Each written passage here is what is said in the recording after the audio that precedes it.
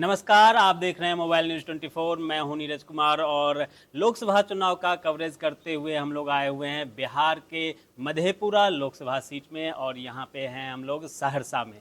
सहरसा से जाने माने शख्सियत कह लीजिए, नेता कह लीजिए, समाज सेवी कह लीजिए, हमारे साथ किशोर कुमार मुन्ना जी हैं। किशोर कुमार मुन्ना जी को आप लोग ज़रूर जानते होंगे और ये शुरू से ही वैसे तो लेफ्ट विचारधारा से प्रभावित रहे हैं, समाज को लेकर काम करते आए हुए हैं। अभी लोकसभा चुनाव चल रहा है, इसलिए इनका व्यूज़ जाना बहुत ज़रूरी है, क्योंकि कोसी कमिश्नरी में, ना केवल सहरसा बल्कि कोसी कमिश्नरी में अगर आपको हकीकत जानना हो तो किशोर कुमार मुन्ना से बेहतर आपको कोई नहीं बता पाएगा। मुन्ना जी, आपका बहुत बहुत स्वागत है मोबाइल न्यूज़ 24 पे। आप ये बताएं, जिस प्रकार से अभी लोकसभा चुनाव चल रहा है मधेपुरा में, पूर्णिया में, खगड़िया में, सुपौल में, खासतौर पे ये 4 सीट पे क्या स्थिति बनता हुआ दिख रहा है? देखिए, जो इस बार चुनाव है वो विशुद्ध रूप से ध्रुवीकरण का चुनाव है। दोनों तरफ और कोई स्कोप नहीं बचा हुआ है। मतदाता जो है वो 5 वर्ष तक विभिन्न समस्याओं से ग्रसित रहता है और गरीबी से, महंगाई से, पलायन से, रोजगार के लिए गली नली, सड़क, अच्छा एजुकेशन, अच्छा हेल्थ, सबके लिए वो प्रतिनिधि को कोसता है। लेकिन जो आज के समय में वो सब कुछ खत्म हो जाता है। अब सिर्फ जो है धार्मिक उन्माद और जातीय उन्माद, इसी के बीच अभी चुनाव हो रहा है। और ऐसा ध्रुवीकरण हो गया है कि जहां मुद्दा गौण हो गया है।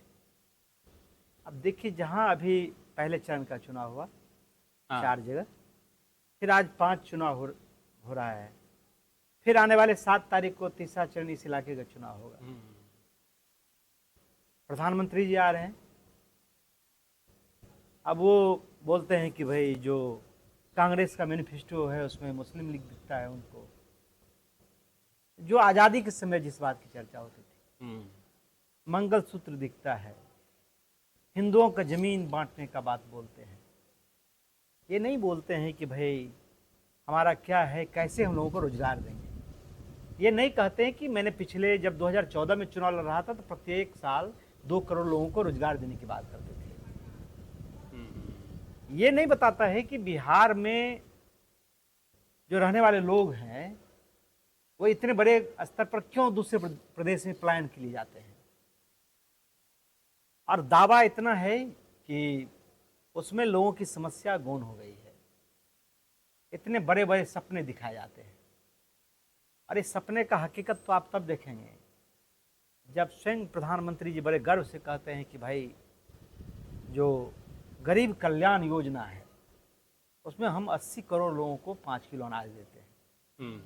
तो भाई जब 80 करोड़ लोग, 140 करोड़ कुल आबादी है और 80 करोड़ लगभग 60% होता है, उतने लोग को सिर्फ 5 किलो अनाज पर उसका जीवन स्तर टिका हुआ है, तो कैसा विकास है?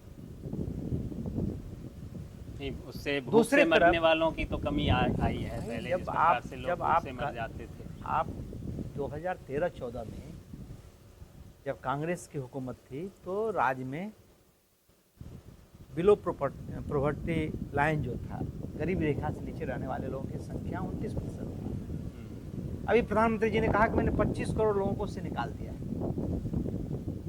तो लगभग 40 करोड़ उस समय गरीब थे, तो 15 करोड़ लोग बचा है। लेकिन आप तो 80 करोड़ लोगों को 5 किलो अनाज जब दे रहे हैं, फिर गरीबी से कैसे निकला? और यहाँ की जो जनता है वो 5 किलो अनाज में ही या भात में ही एकदम आनंद में है कि हमको 5 किलो अनाज मिल रहा है। भाई रोजगार, उसके अपने बच्चे की चिंता नहीं है, उसके बच्चे, वो स्वयं गरीबी में जी रहा है।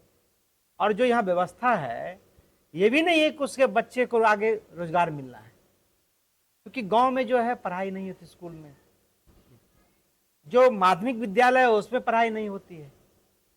कॉलेज जो है, क्योंकि और जगह तो प्राइवेट, जिसको थोड़ा सा भी पैसा है वो तो अपने बच्चे को प्राइवेट स्कूल में भेज देता है, लेकिन कॉलेज आना होगा तो वो सरकारी कॉलेज है। तो सरकारी कॉलेज में पढ़ाई होती नहीं, वहां सिर्फ डिग्री मिलता है, और फिर मिल भी जाता है तो सरकारी आंकड़ा है कि मात्र 1.5% लोगों को सरकारी नौकरी है।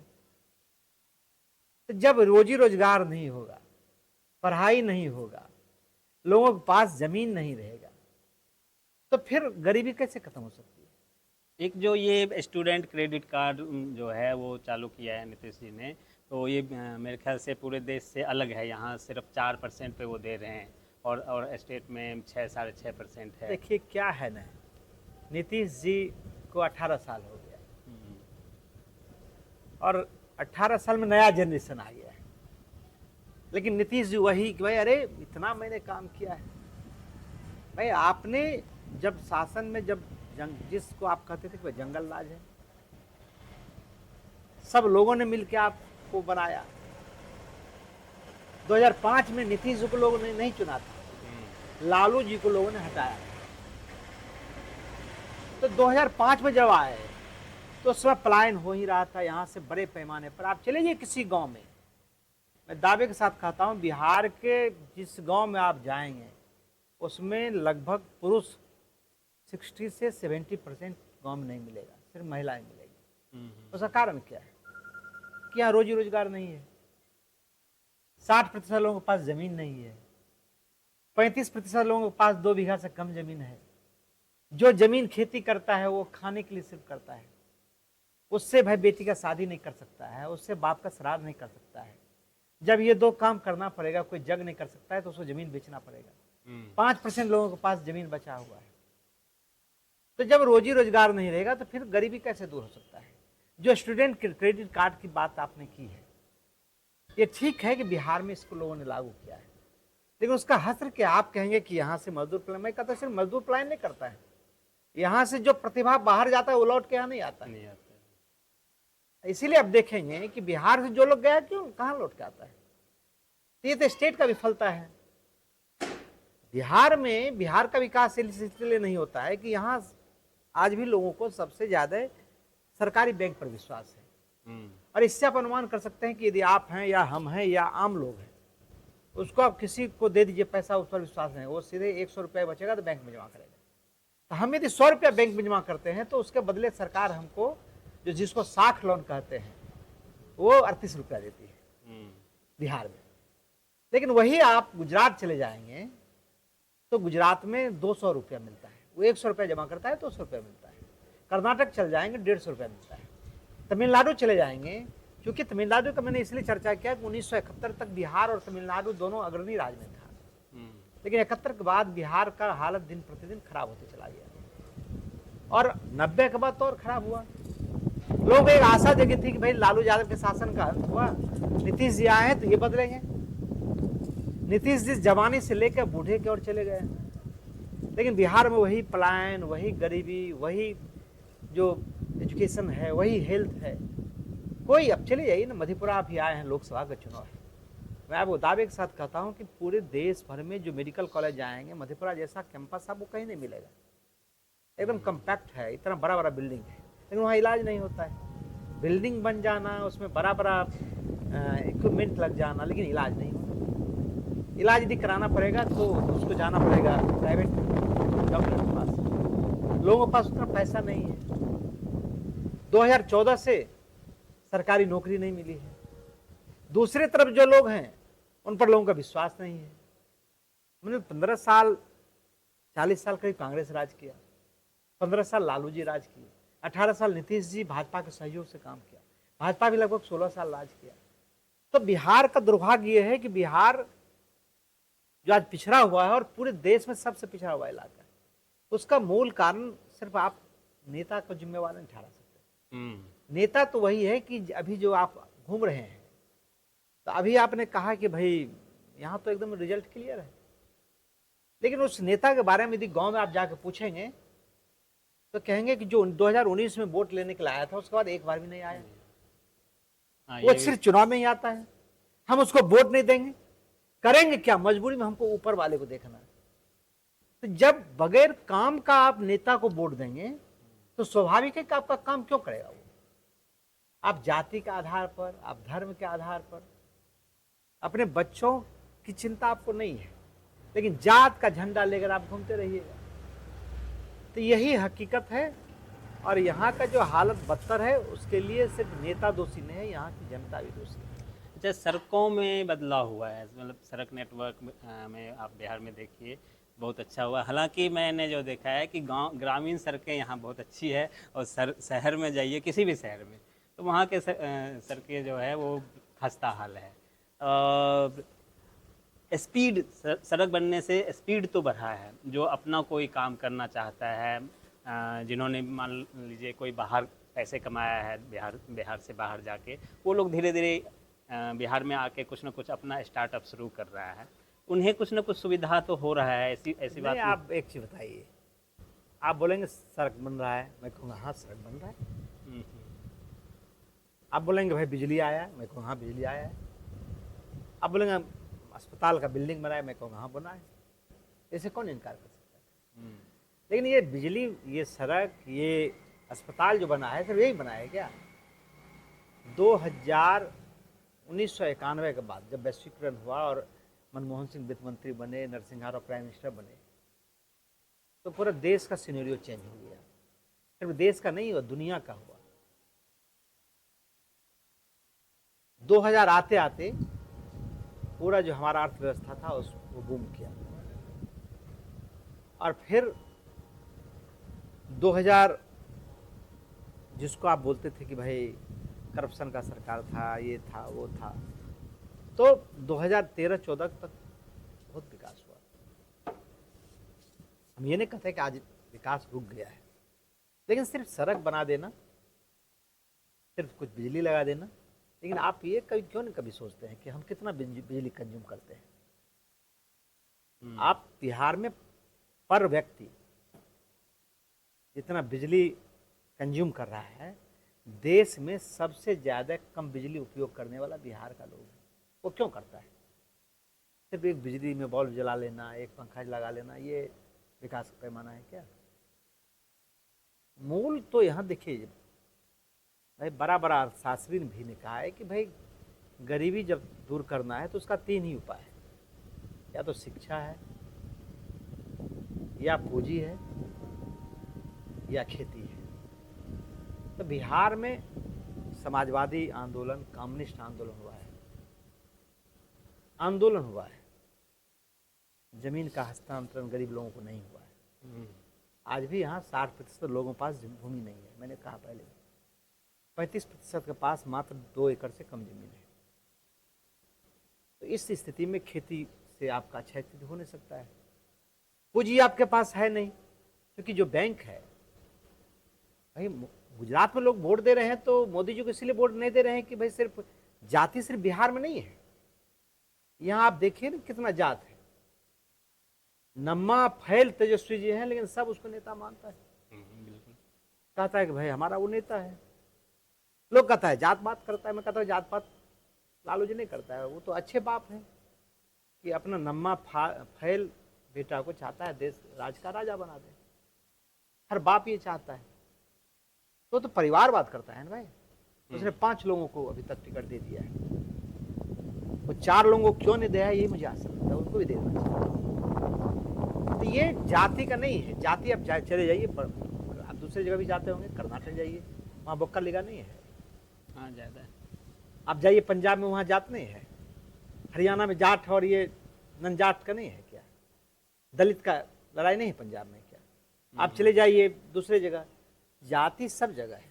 यूपी में नहीं है क्या? सब जगह जाति है। तो लेकिन बिहार में, गुजरात में क्या है कि भाई वहाँ जाति रहने के बावजूद भी कहता है कि आप सड़क बनाइए, आप कारखाना लगाइए, तब आपको वोट देंगे। तो मोदी जी को लोग क्यों वोट दिया? मोदी जी के बारे में तो यही जानता था 2014 से पहले गुजरात का बहुत विकास हुआ है। ऐसा नहीं गुजरात का मोदी जी आए तब विकास किया। गुजरात जब मोदी जी नहीं आए थे उसके पहले भी गुजरात विकास के मामले में पूरे देश में नंबर 1 था। लेकिन आज 1 लाख करोड़ का बुलेट ट्रेन वहां बन रहा है, ऋण लेके ही भले बन रहा हो, लेकिन हम करें मतलब ये मोदी जी तो वहां बुलेट ट्रेन बना रहा है। वो बिहारी को ये भी मालूम नहीं कि 1 लाख करोड़ जो लिया है उसमें 10,000 करोड़ आबादी के हिसाब से 10,000 करोड़ बिहारी पर भी वो ऋण आ रहा है। तो उसको तो कुछ दिखता नहीं है, उसको सिर्फ मोदी जी दिखता है। उसको दिखता है मंदिर बना दिए मोदी जी, उसको लगता है बुलेट ट्रेन बन रहा है। मोदी जी कहते हैं कि भाई धारा 370 खत्म कर दिए। मोदी जी कहते हैं कि भाई हम जो है सो 3 तलाक को खत्म कर दिए। लेकिन उसके अपने बच्चों का, अपने परिवार का चिंता नहीं है। आप ऐसे सोचिए कि यहाँ जो 70% लोग हैं वो जब जाता है तो साल में 1 बार आता है। आप गांव चले जाइएगा, हर गांव में साल में 3, 4, 5 ऐसे नौजवान आते हैं जो काम करते हुए छत से गिर जाता है, उसके लाश को आने में 4 दिन 5 दिन लगता है। गरीबी क्या यहाँ ये हालत है कि यहाँ किसी इलाके में चले जाइएगा, यहीं बगल में एक प्रखंड है 70 कटिया, वहाँ 15-20 गाँव ऐसा मिला जहाँ सिर्फ कैंसर का ही लोग मिलेगा। एक एक घर में 3, 4, 2 कैंसर का, उसके इलाज का कोई चिंता नहीं है। यहाँ सिर्फ है कि भाई जाति और धर्म में फंसा के रखो, लोगों को शिक्षित मत करो, लोगों को पढ़ने लिखने मत दो, तो हमसे जब जिस दिन पढ़ लिख लेगा उस दिन सवाल करेगा। अब बताइए ना कितने लोगों से एमपी उसको सवाल करता है कि 5 वर्ष में आपने क्या किया। उसको चिंता है कि मोदी जी को बनाना है, ऊपर देखना है। तो सामने वाले भी वैसे ही लोग हैं, जब वो बोलेंगे कि भाई हमारी लड़ाई हिंदू शक्ति के खिलाफ है, तो स्वाभाविक है। स्वाभाविक है। मैंने कहा कि ये चुनाव बिल्कुल, और ये लोकतंत्र के लिए इतना खतरनाक है जिसको शब्दों में कहा जा सकता है। जो लोग आज खुशी मना रहे हैं, कहते हैं कि 500 बार हिंदू राजा आया है, वो देश का सबसे बड़ा दुश्मन है। देश कोई एक प्राइम मिनिस्टर, विपक्ष का लीडर यदि जाति और धर्म के आधार पर समाज को बांटे तो देश आने वाले समय में कठिन चुनौतियों से मुकाबला देश को करना पड़ता है। आखिरी में वोटिंग का दिन यहाँ भी आने वाला है। जो नए लोग हैं, नए युवा हैं और जो पुराने लोग हैं, उन्हें आप क्या मैसेज देंगे? क्योंकि हमारे 17 लाख लगभग दर्शक देख रहे हैं, तो आप क्या मैसेज देंगे कि क्या सोच के उन्हें वोट करना चाहिए? देखिए एक और वोट प्रतिशत जिस प्रकार से पहले और दूसरे में आया, पहले में आया 50 के भी नीचे गया है, तो आखिर वोट प्रतिशत कैसे बढ़े? भाई आज मैं सुबह में एक वीडियो लोड किया, मैंने उसमें लोगों से अपील किया है। अपील ये क्या है कि जो आज दूसरे चरण का चुनाव है उसमें आप जम के मतदान कीजिए, चूंकि पहले चरण का जो चुनाव हुआ वो 50 से भी नीचे हुआ है और ये लोकतंत्र के लिए बहुत ही खराब है। लोगों का बूथ पर नहीं जाना, जो राजनीतिक पार्टी है, जो उनकी नीति है, जो उनका कार्यकलाप है, उससे लोग क्षुब्ध हैं। इसीलिए आप देखते होंगे कि नोटा में बड़े पैमाने पर वोट डाला जा रहा है, तो नोटा समाधान नहीं है। तो ये लोकतंत्र के लिए बहुत अशुभ है। आप ऐसे भी समझिए, मैं तो ये कहता हूं कि चुनाव आयोग को नोटा को समाप्त कर देना चाहिए। सहरसा मान लीजिए लोकसभा हो, यहां 3 आदमी चुनाव लड़ रहा हो, 2 प्रमुख दल के और 1 नोटा के। यदि नोटा को यदि हमसे ज्यादा, दोनों से ज्यादा वोट आ जाए तो उसका परिणाम क्या होगा? तो कोई परिणाम होगा? कैंसिल नहीं नहीं नहीं, कुछ नहीं होगा। नहीं प्रावधान, नहीं कोई प्रावधान नहीं, आप मालूम कीजिए ना। अच्छा। कुछ भी नहीं है। मान लीजिए हमको आया 20,000, आप चुनाव लड़ रहे हैं, आपको आ गया 21,000 और नोटा वाले को 22,000 आ जाएगा, तो 22,000 बेकार चला गया। जिसको 21,000 आया उसको चुनाव वो जीत जाएगा। अच्छा, नोटा में कोई नहीं कि बहुमत आ जाएगा। तो ये बिल्कुल एक ये था कि लोगों का जो गुस्सा का इजहार, ये पता चले कि इतने लोग गुस्से में हैं। लेकिन ये लोकतंत्र के लिए बहुत खतरनाक है। जो कम वोटिंग हो रहा है, इससे लोगों का राजनीतिक दल से विश्वास टूटा है। मैं कहता हूँ लोग उसी को वोट करे जो लोगों के दुख दर्द में शामिल हो, जो उसको काम आवे, जो उसके लिए खराब नहीं। भाई ऐसा क्या है कि आप कहते हैं कि मैं आप दावे के साथ कह सकता हूँ बिहार में, मैं देश की बात नहीं करता हूँ, जो अभी सरांत का माहौल है उसमें दोनों महागठबंधन से लोग खुश नहीं हैं। और लोगों को कहता है कि भाई हम वोट दे रहे हैं, लेकिन हम मजबूरी में दे रहे हैं। जो वोट देने वाले हैं हिंदू के आधार पर, जिसके दिमाग में हिंदू मुसलमान भरा हुआ है, वो भी मानता है कि भाई ये गलत है। लेकिन कहता है मेरे पास विकल्प नहीं है, मैं क्या करूं, किसको वोट दूं। मैं भी कहता हूं कि भाई आप वोट दीजिए जो कम लोग हैं, व्यक्ति के आधार पर वोट दे दीजिए जो अच्छे हैं, छोड़ दीजिए दल को, उसी में होगा ना। कोई दो आदमी लड़ता होगा, कोई अच्छा व्यक्ति होगा, कोई बुरा व्यक्ति होगा, आप इसी तरह चुन लीजिए एक बार। और लोकतंत्र में बदलाव भी होते रहना चाहिए। यदि रोटी भी बनता है और एक ही तरह से बनता है तो रोटी जल जाता है। आज जो लोकतंत्र है एक तरह से जला हुआ लोकतंत्र है। और मैं कहता हूं कि भाई यदि ये बदलाव नहीं होगा और लोगों के सामने विकल्प नहीं आएगा तो आने वाले समय बहुत विस्फोट होगा। मैं लोगों से अपील करता हूं कि प्रकृति और समय वो कई विकल्प देता है। जिस तरह से लोगों में गुस्सा है, तो रास्ता जो है, आज कमी है देश में जयप्रकाश नारायण लोहिया का, लेकिन कोई ना कोई विकल्प आएगा जो लोगों को रास्ता दिखाएगा। बिल्कुल। जिस प्रकार से प्रकृति बदलती है तो सारे फसल अलग अलग समय में अलग अलग तरह के फसल मिलते हैं। अगर एक ही तरह का प्रकृति हो तो उसका नुकसान होता है। यही कुछ कहना चाहते हैं कि अगर आप एक ही तरह से चलते रहेंगे तो हमारे देश के विकास में नुकसान हो सकता है और उसका नतीजा हम सबको भी भुगतना पड़ सकता है।